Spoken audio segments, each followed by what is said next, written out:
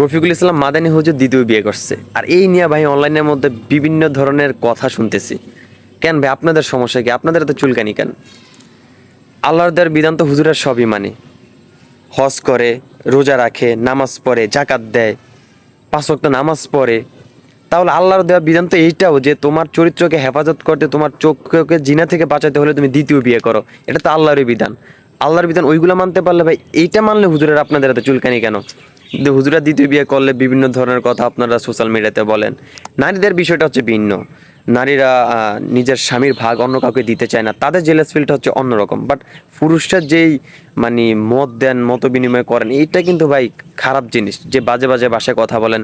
আবার দেখো অনেকে এমন দেখায় যে ওনার বউ, প্রথম বউ হচ্ছে প্রেগনেন্ট, দ্বিতীয় বিয়ে কেন করছে। আরে ভাই, যার বিয়ে তার খবর নেই, পাড়াপড়শির ঘুম নেই। ওনার প্রথম বউ তো লাইভে এসে কিছু বলে নাই যে ওনার উপরে ক্ষোভ জারে নাই, যা আছে ওনাদের পারিবারিক সমস্যা এগুলা।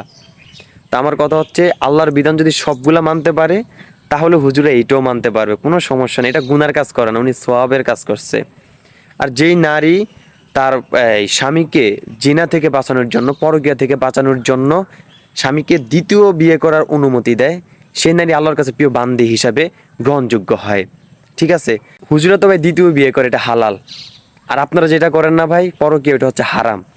তো হারাম কাজ থেকে দূরে থাকেন, পারলে দ্বিতীয় বিয়ে করেন। ধন্যবাদ।